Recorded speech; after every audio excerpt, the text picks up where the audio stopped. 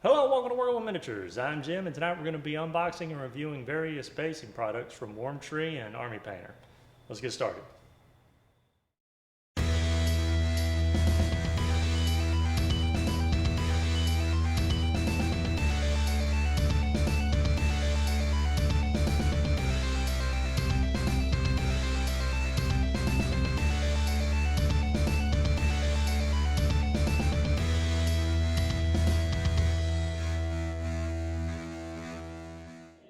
Before getting to the actual products I want to review and use, I quickly pre-prep a 32mm and a 2-inch base by adding AK Interactive's Lunar Desert texture paste.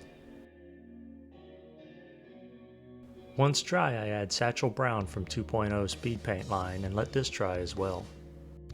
I then dry brush Oak Brown followed by a softer dry brush of Leather Brown, with the latter only being applied to the highest areas. The first item we will look at are the long shrub vegetations by Warmtree. Warmtree is one of the companies I purchased floral tufts from, which I covered in a separate review video, which you can find in the top right corner of your screen. This package contains 2 color variations, with one more appropriate for fall and the other for spring. The second product I'll be using today is also by Warmtree and is reminiscent of elephant grass, and could even pass as corn stalks. The third product, oh my god, this is from Warmtree also.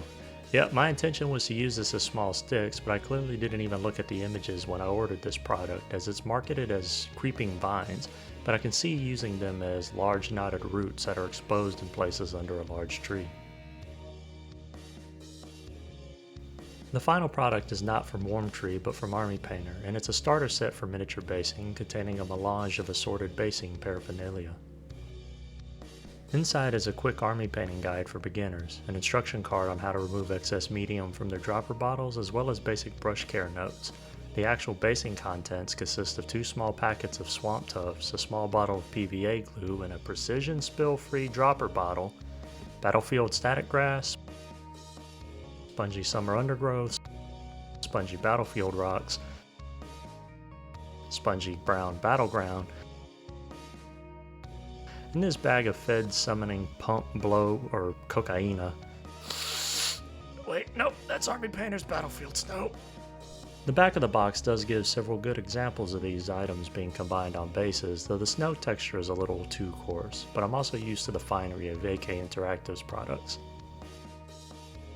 Before going any further, I'd like to return to this image to point out a very important declaration of undisputable fact. In a world where everything is questioned, be it one's faith, political party, or if the world is round or flat, I can rest assured that no matter how bad my day has gone, this will be a reliable, precise, and mostly important, spill-free bottle. With this absolute precision spill-free dropper bottle in hand, I begin applying glue to the foam rocks from the Army Painter starter set and add them to the base. And oh my god, the hole on this bottle is gigantic. And then add a small drop of, holy crap, maybe Army Painter might have fibbed a little about the precision, but rest assured it is spill free. I spread the glob of PVA glue around with a cheap and very wet brush, and then sprinkle the small foam rocks from the Army Painter starter set around the base and wait for the glue to dry. Once dry, I spread around some dark brown wash to add a little cheap depth. Turning now to Warmtree's creeping vines, I use a pair of cheap cutters and trim them down to small branch sizes, and then glue them in a stack next to one of the rocks. Then, armed again with the Army Painter's trusty precision spill-free dropper bottle, I add a small drop to a cheap... God damn it, Army Painter. After several tearful outbursts, I managed to drag my disillusioned form back to my desk and apply unprecise and spilled droplets from which I had to reposition with a brush, as opposed to being able to directly apply it from this detestable bottle of PVA glue peddled to me from the company now known as the Army Liars. With no interest in miniature painting any further, I somehow found the fortitude to shove these sticks next to the rock. This time I tried to pour the PVA glue into my eyes like it was a bottle of Visine, and not to my surprise, it got on the cutting mat only. So I decided to sprinkle some of the static grass from the Army Liar starter set. This time, with super glue from an actual no-spill precision bottle, I apply a drop of super glue by the rocks to apply a couple of the leaves I pinched from the elephant grass stalks. Since I was adding these to the smaller base, I didn't want them to be super tall, and all jokes aside, I chose super glue as I didn't want to hold these upright. waiting for the long drying time of PVA glue. Turning to the larger 2-inch base, I add these precisely not precise massive globs of PVA glue because small amounts is a near impossibility with this bottle, and then I spread it around with a cheap but very wet brush. I sprinkle the foam rocks and static grass from the Army Liar starter set, and then I add some large foam rocks from the same starter set. Turning to the long shrub vegetations from Warmtree, I also chose not to add an entire piece and snip small sections off before gluing them in place. With the Army Liar Strong Tone wash, I applied this to all of the brush and rocks, but avoided the static grass as much as possible.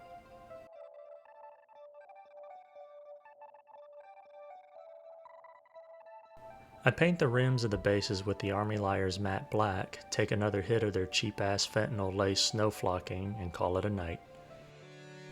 This is the final result. I'm very happy with the 3 Warmtree products, and I'm only using tiny bits of them on these 2 bases as it is. Even still, they add more depth and variety, making the bases feel far more dynamic than they would without it. It's going to be more of a chore to purposely not use a ton of this stuff on all my bases, at least until the new shine is worn off. I really like the large rocks and static grass from the Army Liar starter set. However, I have small rocks already, and the snow is of poorer quality than AK Interactive's products. The glue bottle is really difficult to control, but I also use a thicker transparent PVA glue through an old Elmer's glue bottle, and that's far easier to control. Ultimately, with all jokes put aside, the Army Painter starter set is great if you're just getting started, and it gives you a good variety for a small price. Here is a look at the products and what they cost through Amazon. The Army Painter box set I did purchase at a local game store for a couple dollars more than what's listed here. Support your local game store, or my unprecise bottle of spillable PVA glue from the Army Liar starter set will next spill right into your hole. It's going to wrap it up for tonight. I hope you learned something or inspired to purchase or not purchase any of these products. If you have any questions or comments, please leave them below. And if you like the content of this video and would like to see more, please like, share, and subscribe. I'm Jim with Working with Miniatures. I'm truly grateful for your time, and I bid you a fond farewell. Until the next video.